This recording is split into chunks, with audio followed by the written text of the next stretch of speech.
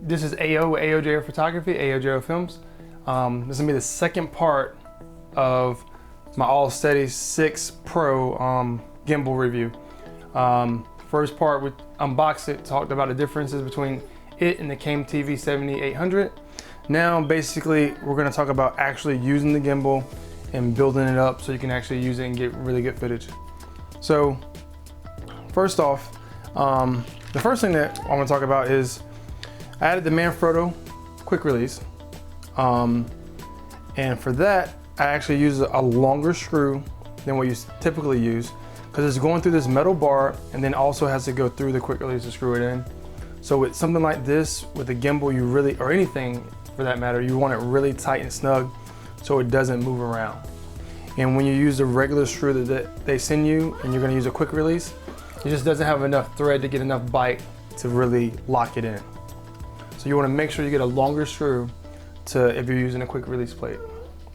And I suggest using a quick release plate, that way you can go from this to your tripod, to your monopod, to your crane or whatever else.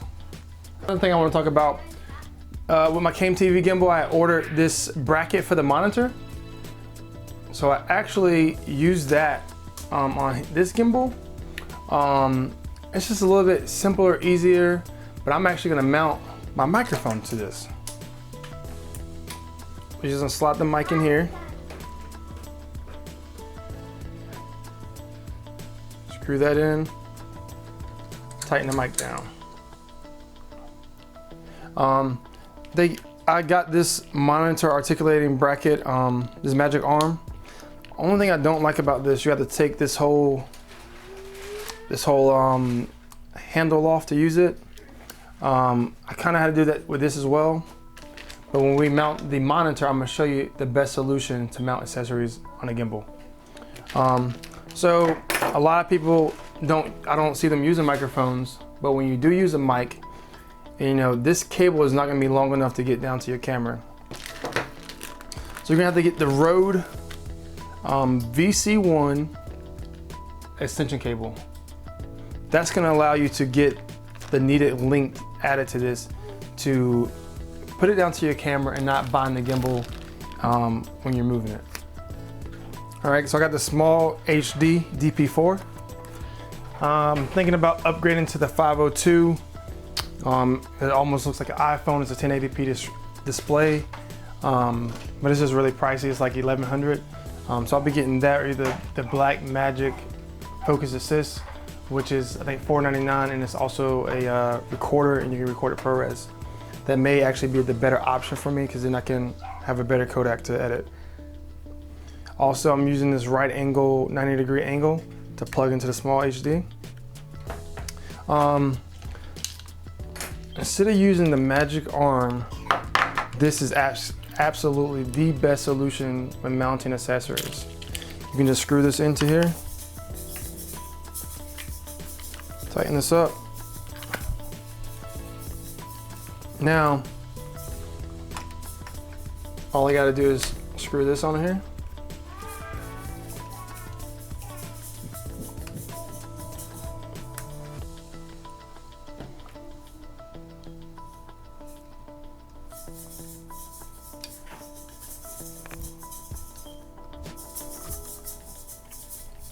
I'm good to go. I'm gonna use a little twisty tie to get rid of some of this excess.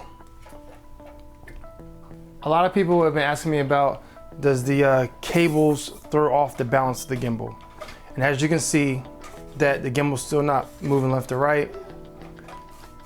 My pitch is still balanced, and I'm still balanced from the front to back. But you have to use the right cables. These are really thin cables, and with these, it does not throw the balance off, believe it or not. The other traditional HDMI cables I use, it did throw the balance off. It got the, when I was doing certain movements, it would get tangled up. So you have to get the micro thin cables, whether it's for the mic or your TV, you gotta get the really thin ones. It looks like it has a little screw down here that you're gonna use to tighten it up once you put it in. That's gonna go up, and then it has a connector here for the power, to connect the power.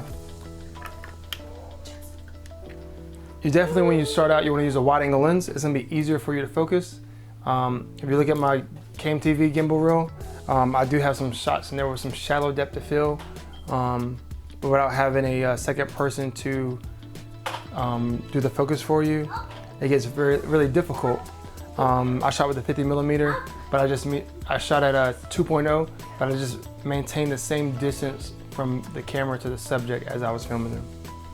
So let's power this on and see what we got. All right, power this bad boy on.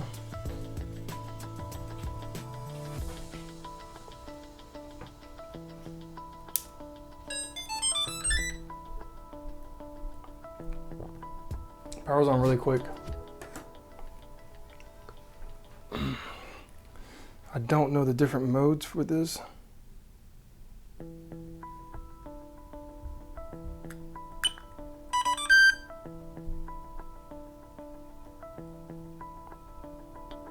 It's like a follow mode. Yeah, mode 1 is one click is follow mode.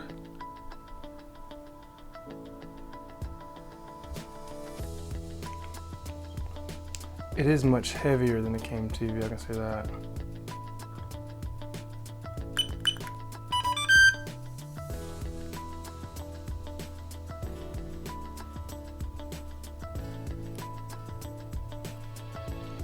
Mode 2 is a follow mode.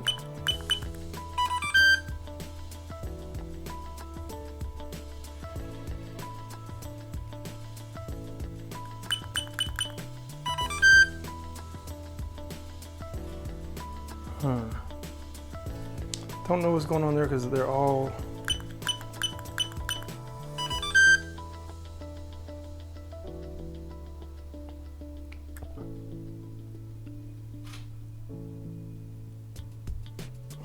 those are all, they're on the same mode.